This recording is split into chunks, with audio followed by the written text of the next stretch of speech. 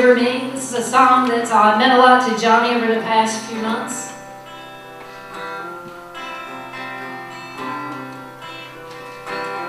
As he sings it, you just pray it over yourself. Wash over me today, your purifying way. Wash over me today, your cleansing stream. Oh, wash over me today, wash guilt and shame away. Wash over me today, you cleansing stream.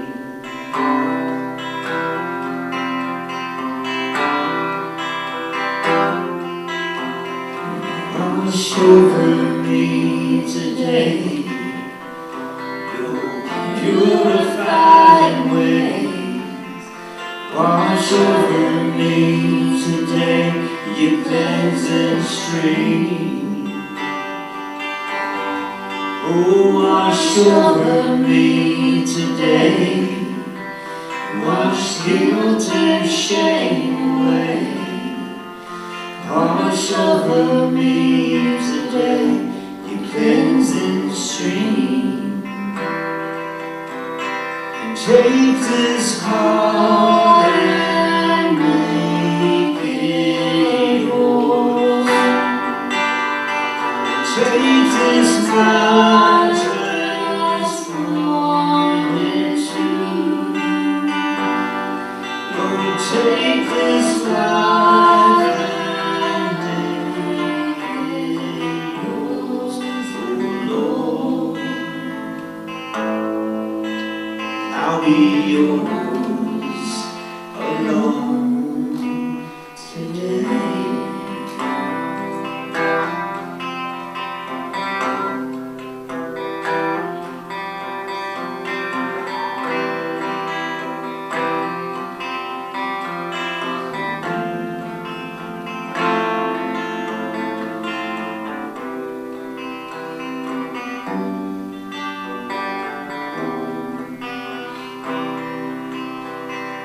Wash over me today, your purifying ways.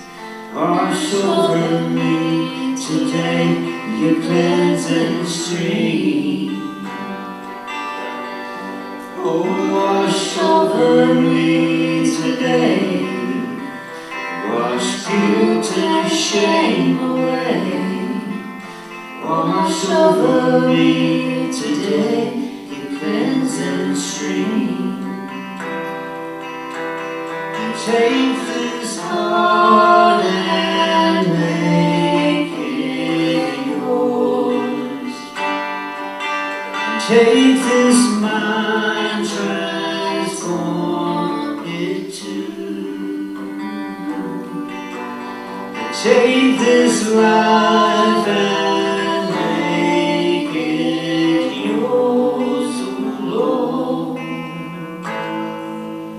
I'll be yours alone today.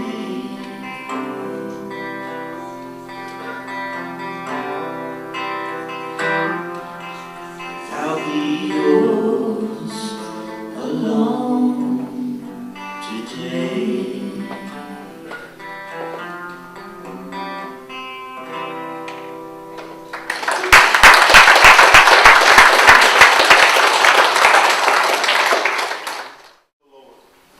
A powerful testament. So thank you so much for your faithfulness and all that you've done, all that how you serve, how you're faithful in your attendance, you're faithful in your giving.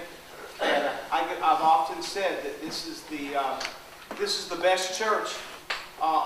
This is the best Pentecostal holiness church on Happy Home Road. And there is no doubt about that. So thank you for your faithfulness in all that you do. Really. Certainly have been. You know, if you look in the book of Acts, one of the things that you'll find is that in Acts, anytime the apostles or the disciples went and did missions, it was always reported back what was happening. Anytime there was evangelistic outreach, anytime the Lord ever did something great, there was always a report that came back. And usually we do these on Sunday nights. But I felt like in my spirit like it was necessary for us to get a report of what happened in Haiti. Elder Walter Byrum, one of our ministers here in our church, had the opportunity to go to Haiti and be able to be used of the Lord in missions. And so he went with a team from Fountain of Life. He's going to describe what the Lord did there, because I believe there's a challenge for us in the middle of all of it. Some people may say, well, what does Haiti have to, many miles from here, what does it have to do with us? Well, I'll tell you what, it has a lot to do with us and where we are with God. Because first of all, we've got to keep a global mindset. It's not just about us. And the second thing we need to be reminded of is there were things that happened there that God wants to do with His people in our midst as well. So I believe that this will challenge us in our walk with God. And I've asked Elder Walter to share this morning what the mission was like in Haiti, what the Lord accomplished, what the Lord did. And so this morning, we'll do that. Let's give the Lord praise and thanks for the ministry of Reverend Walter Byrum. Let's give the Lord praise.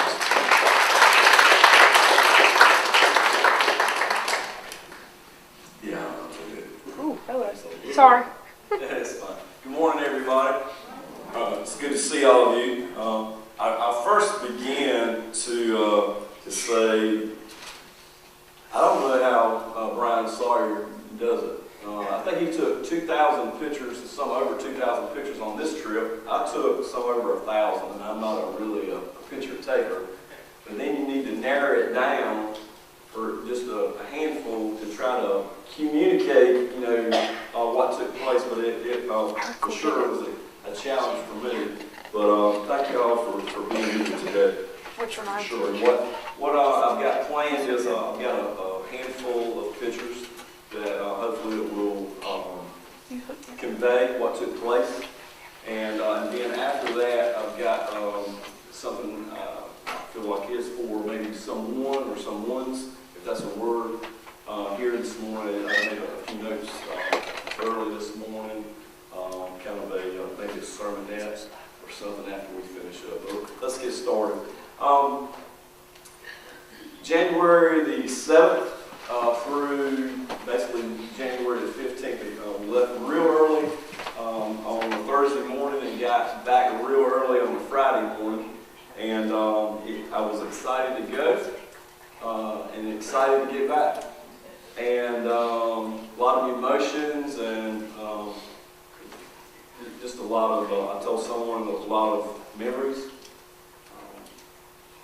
that I will treasure, hold close, and there's some that I'd like to forget.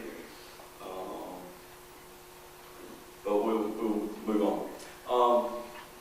I've got to turn it on first, Beth, and then it'll work.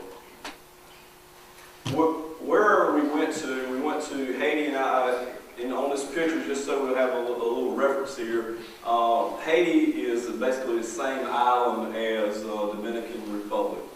And one's on the east side, one's on the west side. So where some of you would know or know about the earthquake in Port-au-Prince, down in the southern part in 2010, 2011 time frame. Where we were at was the Carpathian. It's the very northern part of the country. It's about 180, 190,000 people in that city.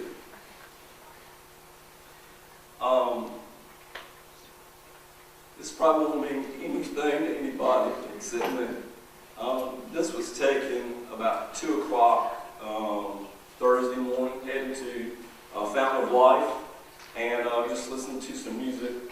And this really blessed my soul.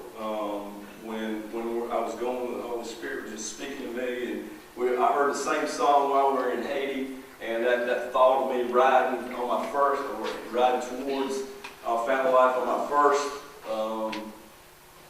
missions trip, not in America, and but it's one of the something that I hold close to. We went with a team from Fountain of Life. There was 12 of us. There was a young man from Illinois that joined us. His name was Josh. But the leader was this guy here in the white shirt. His name is Doug Eccles. He lives in Oklahoma. And this is one of his daughters, Sally, that went with us. So there's a total of 15 of us. The little sign, we hadn't gone out yet, but that little sign was for street ministry. That says, Jesus loves you. And we had some other ones that says that we will pray for you now. And we walked the street, and I think I got a picture or two of that. But this one, to recognize Doug Evans here. He, since the earthquake, he's been to Haiti, but Port-au-Prince and also Compassion, somewhere bumping 40 times now since the earthquake. So he goes multiple times during the year. That's the team right before we leave or left on that Thursday morning, getting ready to go to the airport. Some of those people you may recognize, some of you may not, but that's the team.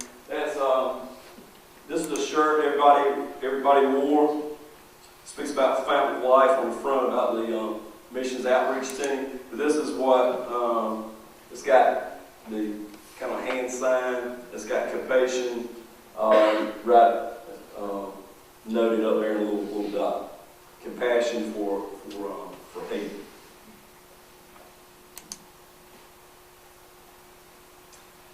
Okay, so fast forward, we've left Norfolk, we flew down to Miami. A couple hour ride over to Compassion. There's one flight in and one flight out during one day. That's a pretty small airport. If you miss your flight going out, you just got to hang around to the next afternoon, and you can leave then, but you better be there on time.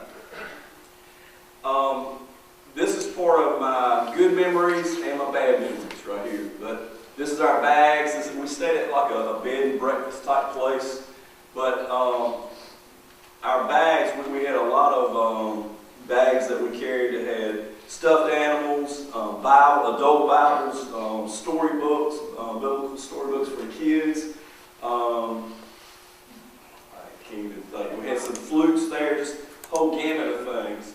And we were coming into, or trying to get out of the airport, and they saw what we had, saw the team. We all had the t-shirts on and everything. And they asked to speak to the boss man. This is the part that I'd rather forget about. But they asked for the boss man, which was Doug Eccles. And they pulled him into a back room. And, I had never been before. I knew I'd see poverty or whatever. My mind was prepared for that.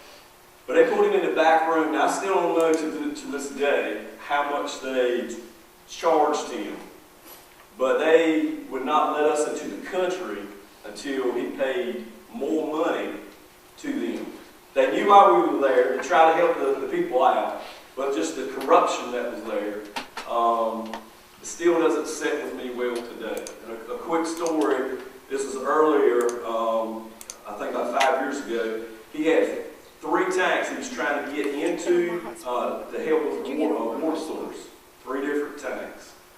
And his ministry is paid for the tanks, and it's the same thing.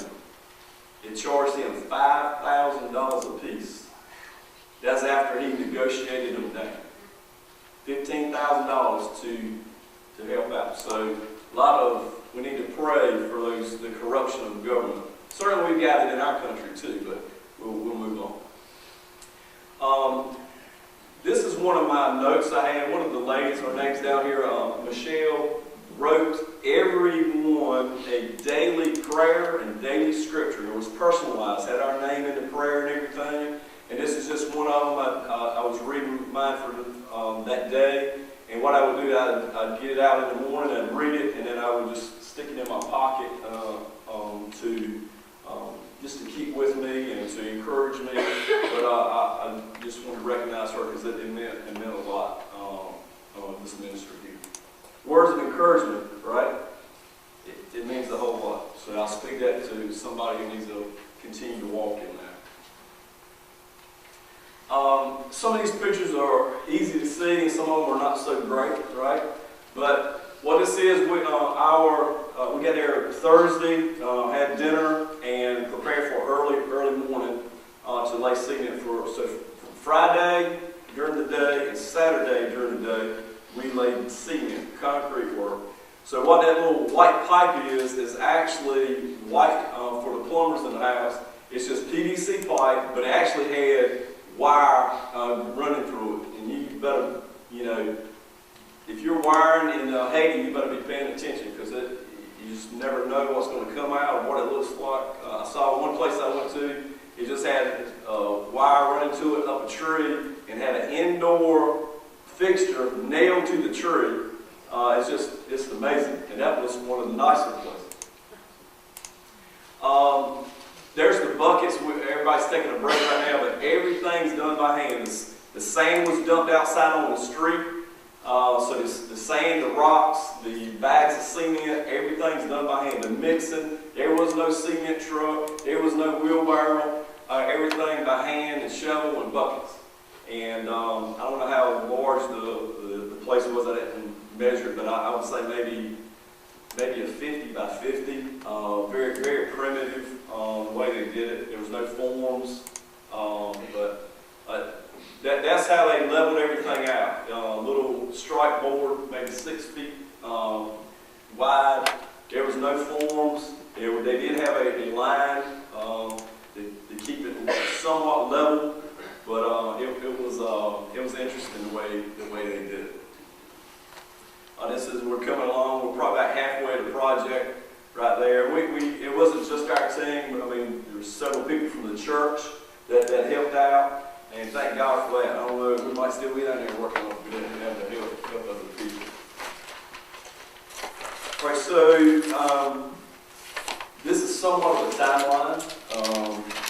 We did a project of pouring cement at a church. Church is there, walls, ceiling, everything. But they did not have any. It was just dirt floors.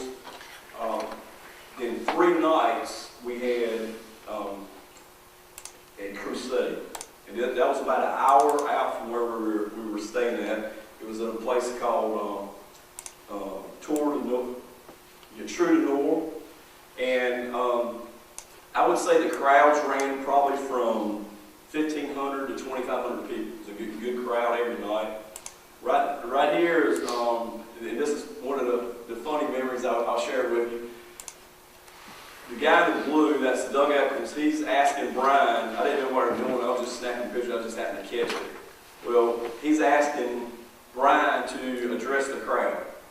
So this is kind of, I'll mock him a little bit. Brian, in a real high voice, says, "Hello!" And they, it was translated and everything. And then he comes back, "I'm from America!" Or "We're from America," or something like that. And he says 2 or 3 more words, and he says, "But tonight, I am Haitian." And we all were like, "What are you talking about? You're Haitian." But we teased him the whole trip. Matter of fact, one of the guys sent this on to him on Facebook. "Trust me, I'm Haitian." Kind of making fun of the way he greeted the people. But that was one of our funny things. But it was a mighty move of God. Many people came to Christ in the crusade. Friday night, Saturday night, Sunday night. And people set free from demonic oppression. And we praise God for that.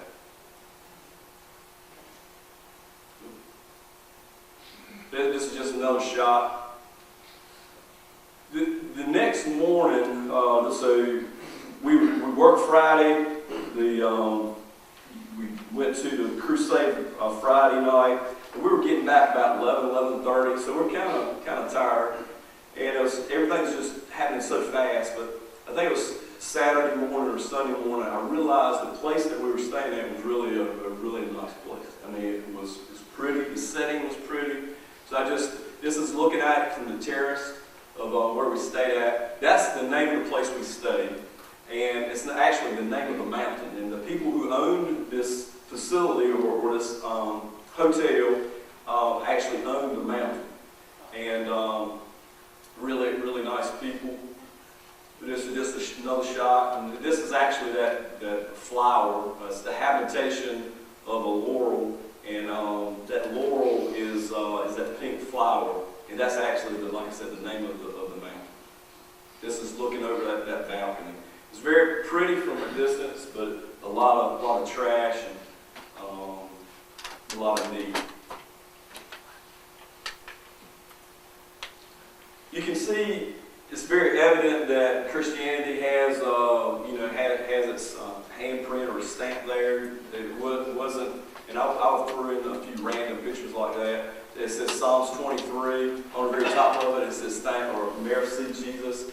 Or thank you, Jesus, and you can just see different taxis that would come by, and it would have a scripture verse in it. One of them was, I think, six in my mind is Exodus 14:14. You just you can see, that evidence of Christianity there. A lot of Catholicism. I'm going to go ahead and mention now, Catholicism and voodoo are very prevalent. Every night, we went to bed to the beat of voodoo drums. Every night. Some of it was all night long. It's very, that witchcraft, very, very dominant and prevalent. This is just a random picture. Some of these pictures are just right down the road rode around in like a minivan cab type thing. Remember, how many people did I say was there? That live there roughly? 180, 190,000 people. I saw one stoplight, and it was not functional. Right? I was told there's two, but I only saw one, and it was not working. The way they drive, a lot of mopeds weaving in and out. It's amazing. It's amazing. That's that little red truck. That was kind of a taxi cab. They would pile in the back of them. They're called tap-taps. They really didn't know why they were called tap-taps. I'm assuming that once you jump in, you tap to the top or something, and they're ready to roll. But a lot of these trucks, some of them had Bible verses, some of them just had advertisements on them. This is Saturday morning. This is back again at the church. Every stone you see there, every pile of sand, all the water brought in by buckets. But we had time for some games. This was up on the kind of like the altar rail, the podium of the church, and we played this with several kids, just not at here, but at many of the places. I snapped a picture of this guy. He worked his, can I say butt in church? He worked his butt off. I mean, really, he really did. But he's wearing, I saw one pair of boots there for everybody that was working on with this cement, because it'll mess your shoes up, right? But he's got inner tubes on. Lot of poverty. This is just another shot of, we're probably about 3/4 way done. That's one of the barrels of water. They'd bring it in, dump it into about 3 barrels, and then when they needed it, somebody else would dump the water back out onto the pile, and 2 or 3 guys were just mixing it up and kind of had a little assembly line as they mixed it from the pile, and somebody would end up scooping it up with the buckets and carrying it across the church that way.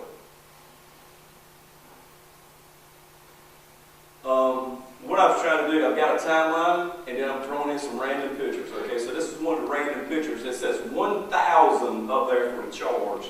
This was for 6.5 gallons of gas. So that what they have was called goods.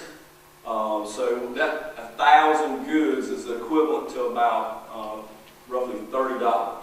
So that's just kind of thought it was kind of random and neat at the same time. The gas stations, the largest stores, had a armed guard, kind of like a pistol grip shotgun, maybe a 40 or a 9mm. Even the place we stayed at had an armed guard, just because of the potential of theft and crime, that kind of thing. This is another shot of the Crusades. Good crowds. People would worship. They would worship. I don't know exactly what time they would start, because we were busy doing something else. Then we would drive an hour to get there. But they were heavy in worship when we got there. Probably a couple hours of worship before we even arrived. And most of the time the people were standing up. Very few chairs. Most of the time people were standing up worshiping the Lord the whole time. The one earlier, this one here, I'm looking straight out. This one here, I've panned over to my left. And then this one I've panned over to my right. They're on top of buildings, on top of houses. Just a good crowd. Certainly you can tell that people are there to worship. There's plenty of people there, maybe spectators or just trying to see what was going on.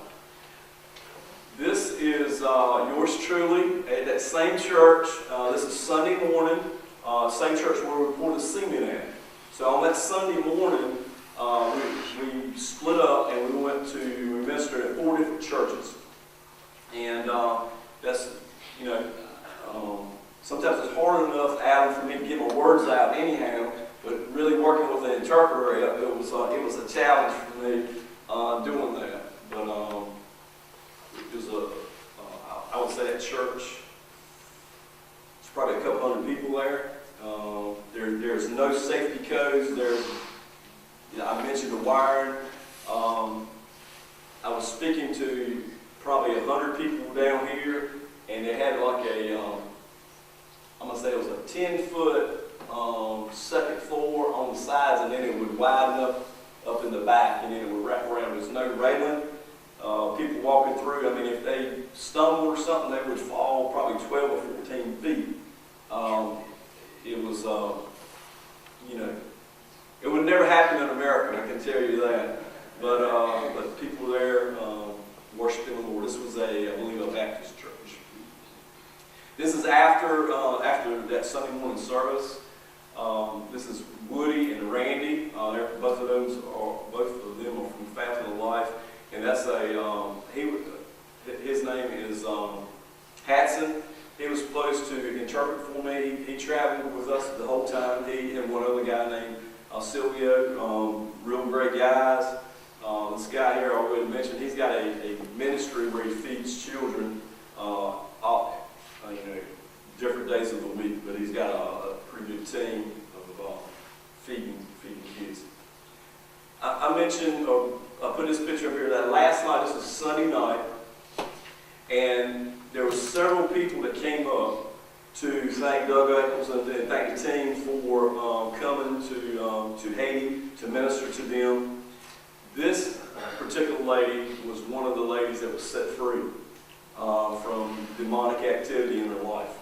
And I'm not going into all of that. I mean, as a matter of fact, the scripture says that let's not rejoice that the demons are subject to us, but let's rejoice that your name is written down in the Lamb's Book of Life. So thank the Lord for salvation, and thank the Lord for the authority that He gave His disciples and us ministering the word of the Lord. It's not going forward. Here we go.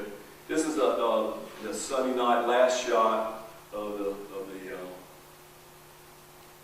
crusade. I didn't take a picture of this, but at last night the team prayed over small pieces of cloths, and we anointed it with oil. And we prayed over it going. We prayed over it on the stage. Let me tell you a real quick thing on the stage. The stage was probably 10 or 12 steps up. And there was no hand railings. And we were in praise and worship at one point. Obviously, I don't know a word they're saying, but I'm worshiping with them. And I started to jump like sometimes I do. And that floor started like, we were probably, I'm guessing, maybe that high off the ground. And I started thinking, man, if this thing comes down, we're going down, right here to the drop. So I kind of calmed it down a little bit. And then another, I got was Connolly, he didn't slow up. He was once I got later, I said, tomorrow night, don't do that. But most of the time I encourage us to worship, right? I was trying to pull him back. But that last night, we passed out clouds and we walked the crowd. Like I said, they were standing. I mean, you had to just work your way through, but they were so desirous of getting that piece of cloth because they were, in my mind, wanted it in expectation, whether of salvation, matter of fact, it says that right here, it says that they'd be touched. This is speaking of Paul, or their illness would be cured, or evil spirits to leave them. And as I shared earlier, demonic activity is nothing to manifesting in a service for us would be somewhat unusual, but it's not in Haiti because of all the voodoo and the curses that are put on the people. It's nothing that they wanted. So I just encourage us. May we desire change in our lives. May we be desirous of God moving. We've been singing about hope very much today. And peace. We're not walking in fear. May we be desirous of that. And that's a shot of my tan, muscular legs. And that's in the foyer area. I was told that I'd be speaking one time, and I did that on that Sunday morning, and I was told that Brian and I would be doing like a children's type sermon, like a skit object lesson. So I was prepared for that. But Brian, sorry, I don't know if you can read that. I said, he told me when we were flying, he says, you need to be prepared for anything. So this is me studying for the second sermon that I didn't know I was going to do. Because what I had popped up, it was a revival for Sunday night, Monday night, and Tuesday night that we didn't even know about. And they wanted me to speak at one of the services. So hallelujah. I don't know how good you can see this or not, but what this is it's basically Walmart in the hardware section. So there's different kind of wire, and there was all kind of vendors. They would just be set up down the road. One time we were getting ready to go to eat somewhere, and the guy drove up on the curbing, and he had to wait till somebody got his stuff out of the way. It was a vendor, and he just drove up right where the vendor was, and the vendor goes sets up somewhere else. And they've got a little bit of everything, Sometimes they like jacks and food, different, rice and beans. It might be, I think I got a shot of shoes here later. But whatever you need, you just walk down the road and you get it. Right here is on we're up on a mountain, and it's a very steep hill to drive up or to walk. It's steep. It's steep enough where this is a little apparatus the guys fixed. One not a roller blade is one, and they've nailed something to it, and they're hopping on there, riding down this hill, and it's so steep.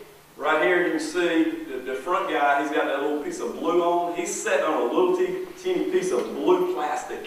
And you think they're going to kill themselves, but they're just having fun grinning, and they'll slide down maybe from here to the foyer, and then they'd get up and run back up the hill, and they'd do it again. And we were just amazed. Here it goes again. This is a shot of the street ministry. You can see here's a little vendor here, a little area of a vendor. Different things for sale. You can see the clothing, that type of thing. But we would just walk around, two different groups, and we would walk around with a sign, Jesus loves you, and another one would say, hey, we'll pray for you. Here's when I was with this team right here. This guy was a believer. We all kind of try to find out their names, see if they ever believe that kind of thing. And here's another reference to Christ. He wanted us to pray that the Lord would bless his business. There's one lady we prayed for that was having movement issues. Praise in her legs. And they asked her if she would get up, and like try it out, see if she can move. Well, she ended up dancing for them, and it was just, you say hallelujah. It was just beautiful, beautiful. This is a scene where we had a pickup game. I shouldn't say we. They had a pickup game of soccer, and it was just impromptu. Walker, we're going to let them cool down. You got 5 minutes to share the gospel with them.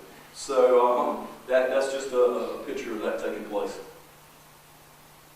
This is one of the places we fed at. They call them the Street Boys, and they have no parents.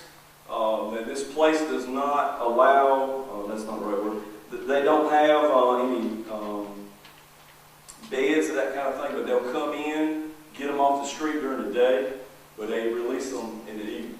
But they'll feed them, they'll take any parent up on the wall, they have any razor blades and that type of thing they took from them, knives. But they're trying to, share the gospel of the Lord with them.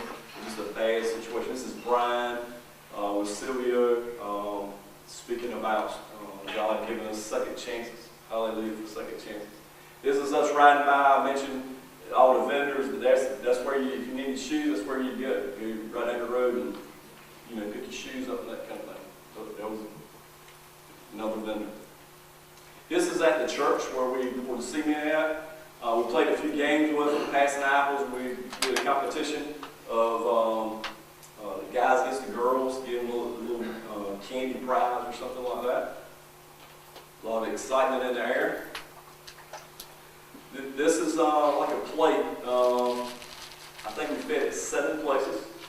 I don't know the total. I'd say we fed maybe 1,500, 2,000 kids. This was the second place we fed at. The first place, I was kind of fussing.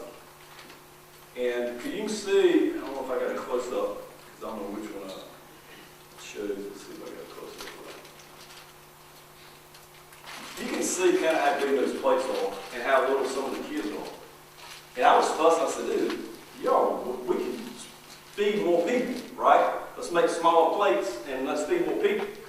And telling you, these little kids, that they were taking down man-sized portions, rice, beans, and a piece of chicken. It was amazing how much it was being consumed by some of the little kids. This is just a shot of one of the places after we had fed. We're getting ready to leave, and they'd gather up, at the van. One guy was asking us, could he go with us? And I got an interpreter. It was, tear your heart pieces. Just beautiful kids. A lot of places we went was churches and schools combined, and a lot of them were dressed the same. They had uniforms. As unpleasant the conditions were, they were very clean people. Very clean people. I took it out while I'm thinking of it. I took this picture out, but there would be places where like tractor trailers of water would be, and they would leave early in the morning to come down and get whatever they could carry, a bucket of 2 of water. A lot of ladies were able to balance stuff on their heads and tote it uphill for miles. If they saw you taking a picture, and most of the moms, if she was holding her own baby, they would find you because they want a picture of their kid with her. I mean, even though they weren't keeping it, they wanted their picture taken. That was one of the stuffed animals we gave out. This is one of the things I'd rather not remember that's coming up. I took several of these. You can see Lotto on that, but a lot of them, right at first, it would say bank. That one right there would say bank. You can't quite see it, B-A-N-K. And I was thinking, with all the poverty, why do you guys need so many banks? Well, that's not what it was. It's the Lotto. I mean, there'd be places where there wasn't a house for miles, but because it was foot traffic, and it'd be a 4x4 box. It'd be just a random Lotto place and just, you know, upset me. I'm sure it upset others too. This is a random picture. If you start looking at a distance, you know, it's so pretty. You know, so much the mountainous area. But here close by, there's just several cars just have been abandoned, and there was cars like that down the road. Nobody, not enough infrastructure of government to get the cars out of the way. They would just car break down and just leave. This is just another vendor selling coolers and sinks and this and that. It would also burn pieces of wood down to make somewhat like a charcoal, and then you go and buy a handful of charcoal so you can cook with it. This is the place we ate at, and I just took a picture of that because that's about all we drank was bottled water and Coke, and I'm not a Coke fan. We're driving up to one of the places we fed at, and again, just a lot of poverty, a lot of need. But then again, you step back and you just see the handiwork of God in the beautiful faces. You see, God's the landscape there. Part just gets torn up with compassion. I mentioned Hatson. This is part of his team where he feeds several kids during the week. This is at one of our feedings when we're just finished up. This is one of the places we were having to drive. I don't know, probably 30 minutes and get off the road. It was just down a dirt road. We thought we were lost when we finally got in this place. There's about 150 to 200 kids packed, not just in that building, because it was segmented in three rooms, but they were packed in there like tuna fish. And I was thinking, the reasoning is no way they can eat like that because they're so cranked up. But I saw one plate spilled the whole time. It was just amazing. If they didn't quite finish the plate up, they would get an empty one and cover it up, and they carry it home.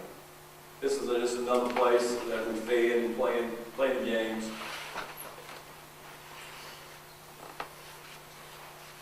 Raymond showed me. This is right up from where we stayed at. Actually, the owners of that place saw Doug's heart and his ministry and gave him a piece of land to build a church and a school. And it was up the mountain, had to walk, but up the mountain maybe 100 yards. And this is looking out from one of the doors of that church. And that's kind of what the neighborhood looks like. And one of our interpreters, Silvio, he lived, that may be his house there, that first one on the right-hand side. Can't tell by this shot. This is cooking oil and rice. You could buy a whole container if you had the money, or they'd break it down for you and serve it like I guess they did in the, I don't know, when you go down to the grocery store and get a piecemeal instead of buying a whole thing of flour or whatever. The safety, or the lack of safety, the lack of, I guess, the government, the need of it, of regulation. We don't want much regulation, but we need some. And this ladder, I just thank God I'm not the one who had to climb up it, right? I don't know what it's rated at, but if you're 200 pounds or more, I don't think you probably would want to go there. This is Conley from Fountain of Life, kind of explain to kids what we're going to do. This is a typical scene. Most of the food was already prepared for us. The indigenous people would have the food cooked and everything, and then we would serve them along with them. And this is a couple of guys from Fountain of Life, Dale and Woody, get everything. In this place, we just didn't have much table room, and so we just laid it across that's the front rail of the altar. And while I think Brian's in the background there ministering with the devotion. This is one of my good memories. I was trying to video Brian so he's always taking pictures of everybody else. And I was trying to video Brian, and I kept feeling this pull on my leg. And obviously he can't understand a lick I'm saying, but I said, just hold on. And I'm still trying to video Brian, and he's pulling at my leg like that. So finally, I pick him up, and so obviously he don't want me, he wants my phone, I didn't know that. But I'm holding my phone, and his little finger goes up there, and he's trying to mash the button on my iPhone. And I'm telling you, I'm not good with ages, but maybe 2 years old maybe, and he knows what to do. A lot of cell phones in the country too. A lot of cell phones. Almost everybody had them. They, a little bit, most of them were flips, and would have plans. Not plans, but they would buy minutes. That's how they worked that. And so I come back, I saw my buddy while they were eating, so I'm telling you, this is a plate full of rice and beans and chicken, and he's about took it down. And we would also serve them some juice, a small cup of juice. This place here, and I didn't, I tried to upload another picture. This place right here is the last place we feed. Brian Sawyer, we all know him. He's been to many places, and he said this place here was the worst conditions he's seen anywhere he's been. It's rough. The smell was rough, but again, I go back. The people were very clean. I didn't smell, even when we were pouring cement and everybody sweating, I never smelled it. It's just kind of amazing. Well, a lot of unfinished structures. A lot of you, from foundation and nothing done to like right there. I even saw one church. The church was built and half of the roof was completed, and the other half was open and could rain just right into it. Just, I don't know. Yeah, I guess an ongoing project.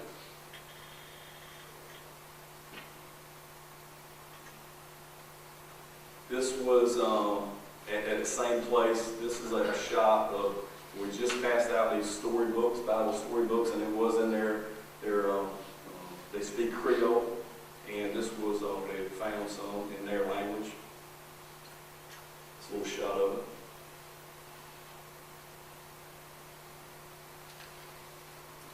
I don't know how long that foundation had been sitting there, but it's just picture after picture after picture. It's just like that unfinished construction. This is actually on a dump site, a trash site. And I said, well, is it like cheaper? I was asking the interpreter. I said, so I guess they get it cheaper. And he said, no, it's full value. One of the guys from Fountain of Life said, my granddaddy wouldn't have put a hog in that building. It's just poorly built, built out of some of it was sapling trees. Corrugated tin, most of it had rotted out. This is just, at this place, trash was everywhere. The smell of decaying trash, it was pretty evident. This goes back to my safety shots for you electricians in here. We were on the way to the last feeding we had was a 3-hour drive, 2 hours on the roadway, and 1 hour out on the roadway, and 2 hours up a rocky mountain. We stopped to take a quick eat and bathroom break. This was going to the bathroom. So you can see the two wires over on my right. That's just two random wires, almost head high, going to the box. Just unbelievable. This was in the mountains, and we saw several trucks like this. You can see anywhere from bananas to loaded down with boards, citrus. I got ready to blow it up, and then I said you wouldn't see everything. People all over everywhere on these things. There's about 15 chickens, live chickens, hanging on the side. And just this one is going down the mountain.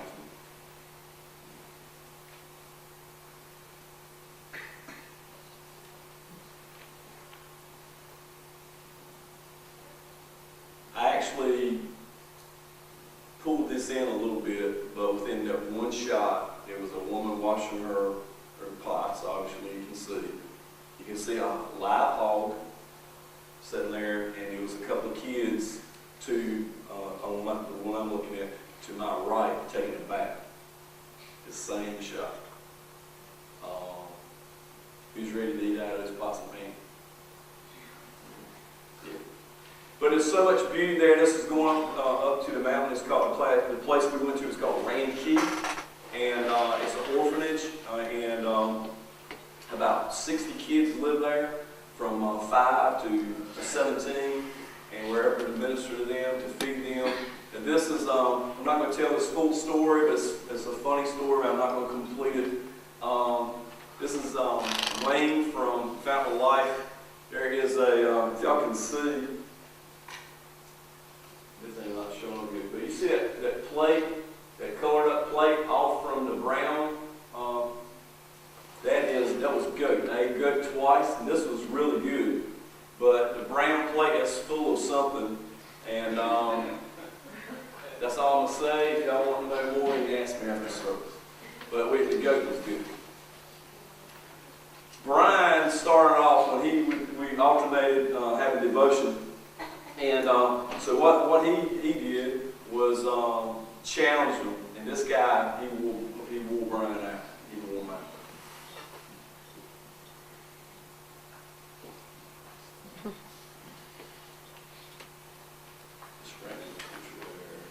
This is kind of sunsetting from the terrace. This is when we got back to Miami. Everybody was ready for some American food. So hallelujah for that steak egg. And that's the last one I had. I just want to say thank you guys. Thank the church for helping me out, and some individuals that gave. I appreciate it. My first trip is softened my heart, and thank y'all for helping with the gift. I'd like to get about 10 minutes of your time to share something that I think is for somebody that's here today. I wrote this morning, and here it goes. This has nothing to do with Haiti, okay? I'll be glad to talk about it later, but that's all I have for now. Today is January 31st. So if I do the math right, that's 8 to 9% of this year that's already passed by. I think many times when we're going into a new year, we're hoping for something. We're hoping for change. We're hoping for things to get better. We want things to start falling into place for us. And I'm just here to tell you guys, let's not get weary. I think sometimes when things don't, we think just because the calendar returns over, things are just going to magically fall into place. And all that happened was it's just another day. It is a new year, and I understand that, but I'm just here, I want to encourage you not to be cast down. And I don't have time to go into what you can cast down, but it's a livestock term. But I'm here to tell you not to be weary. And I wrote down this: hope, hope, hope. There must be an expected hope. Often we see in Scripture people that are in places of obstacles, and I don't think we can change that. But these obstacles, they will hinder us from seeing God, or for allowing God to do what He's desiring to do in our lives. But as we become hindered, I believe sometimes we maybe lose hope, or we kind of close down of what we're expecting God to do because of our circumstances, because of our obstacles. things just don't come into place and we begin to lose hope. And what Scripture says that hope deferred makes the heart sick. And I believe some Christians have their hearts sick today. But I want to share something with us just so we can walk. I'll get back. We must walk with an expectant heart. We must not walk as the guy on Charlie Brown with the cloud following. That's not who we are. That's not our inheritance. We are children of the Most High. We are friends of Christ. He knows us by name. But one of the things that comes to my mind is Zacchaeus. Zacchaeus had an obstacle. Now his obstacle was he was a short little guy, right? But his desire, his heart's desire was to see Jesus. So he did something maybe random. Maybe it was God's plan that he saw the tree and he run up the tree real quick. But he just did something just a little bit different. And that's what I'm encouraging you to do. If you've started out I believe there's people in here that had good intentions of reading your Bible more than you did last year. Or praying more this year than you did last year. And it's only 31 days into it, and you kind of fallen by the wayside. Let's get back. Let's do the small things. Whether you're planning on praying more. One of the last times I preached here, I asked for us to appeal to heaven. This house appealing to heaven. And I believe there's probably people that has done that. And I believe there's probably people in here with the sound of my voice that morning had good intent to appeal to heaven. But you just haven't kept it up so much. And I remind you, we can't go from wanting to pray 15 minutes. If we've been praying a minute or two during the day, it's hard to get to 15 and get to 30. So let's do the small things. If it's hard for you to read 3 chapters a day, let's get a devotional, or let's get a chapter or 2. Let's begin something. Let's change our habit. Because if we keep on doing the same thing we've always done,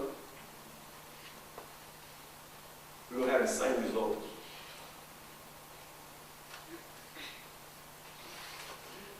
So Zacchaeus, he did one little thing. He climbed a tree. And because of that one little thing, Christ calls him out by name, and Christ visited him. And some of you guys need Christ to visit you and your family in a real and an unusual way. Because some of you have lost hope in what God can do for you and your family. And your hope is resting on something else, which is shifting sand. Now, I just read in Daniel chapter 10 a story. And it's when a vision, a true word came to Daniel. He had basically a vision and a visitation of an angel. Now, some believe that was an archangel. Some of it believes it was a pre-incarnate Christ. I'm not here to speak to that or to rebut one or not. But it was in verse 10. Daniel had been in mourning. Daniel had been in a hard place. Daniel had been going through a fast. And in verse 10 of Daniel 10, it says, "Suddenly a hand touched me, which made me tremble on my knees and on the palms of my hands." And it goes on, it speaks about, he calls him beloved. And in verse 12, this is what he says. He said, "Do not fear, Daniel, for from the first day that you set your heart to understand and to humble yourself before your God, your words were heard, and I have come because of your words." Some of you have been praying for things for a long time, and you've lost hope. And I'm here, you thought you were here to hear all about Haiti. But I'm really, because I got ready not even to talk about Haiti. Some of you need your hope restored because you're not walking in the fullness that God needs you, or the kingdom of God needs you to walk in, and it's affecting other people's lives. And I'm here to encourage you guys out of Daniel chapter 10, and I want you to, this is your homework, please read Daniel 10 through 12. Some of you, some of us needs a visitation of God.